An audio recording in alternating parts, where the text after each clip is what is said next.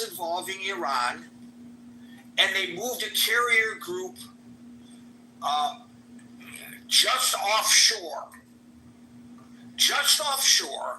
with no intention of attacking Iran, but with the intention of sending a signal to Tehran. By the way, if that's the question. I know I'm just saying it to her if she was removed by someone else. I think maybe she left on her own. But there are no infantry troops being moved into position.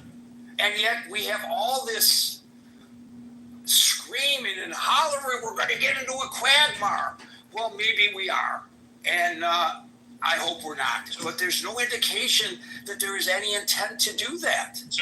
Unless, of course, the government is absolutely bold-faced lying to us, which is a possibility, that the president, even though he's been this big non-interventionist, even though he's degrading our troop strength in support of NATO, all of that, even though he's not providing the kind of support that the neocons wish that he would for Ukraine, all of that, maybe his hidden agenda is to go turn Iran into the 53rd state.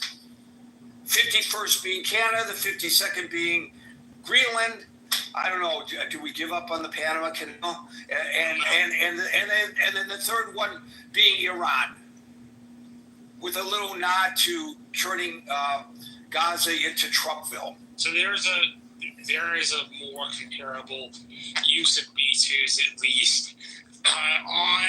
During the Biden administration, on Biden's way out the door, he ordered the use of B-2 Spirit aircraft and bunker busters, GBUs, to go after the Houthis. And it didn't go to Congress, and the Gang of Eight, as I understand it, may or may not have been briefed. I don't know about that specifically. Probably were. They were? Okay, good. I said probably. Probably. Well, my point is that the aircraft were used, and we've been... The Biden administration had been targeting the Houthis directly for at least a year or so under the Biden administration, and we didn't get into a quagmire.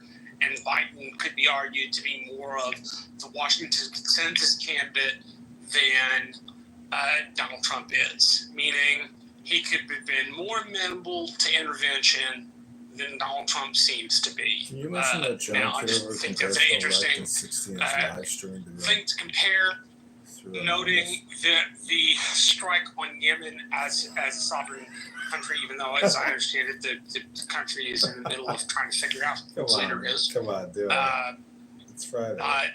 There seems to be the use of U.S. military assets in that way, and it was okay for Biden to do it, and now it's not okay for Trump to do it. I'm not a giant Trump fan, but as Anson would say, the great divide when it comes to military power is really destructive for U.S. national interest, in particular the comparison, whether it be left or right. As Anson said a couple days ago, politics really should not enter into discussions like this. Right. Okay. And also, at this point, I know there's been a lot of back and forth, which I contributed to, but we're going to move right along because it's 6:18, and I got to get out the door to go to work. So let's move rapidly now, and we will now go to, we have two Davids on the stage now. David G. And David G., I want to give you the opportunity to clarify, because I think you believe I misinterpreted you yesterday when I cut you off. Yeah, just real briefly, I just wanted to say how it sets a dangerous tone to leverage, religious positions with regard to international affairs and use of military might. That was kind of my general point there. We have people of all faiths, all stripes, atheists that serve in our military around the world. This should be about the sameness of the decisions and what's best for the American people, what's best for the state of Israel, the world at large. And I think we need to focus on the human side of things, not necessarily through the lens of whether or not God is watching us and picking who chooses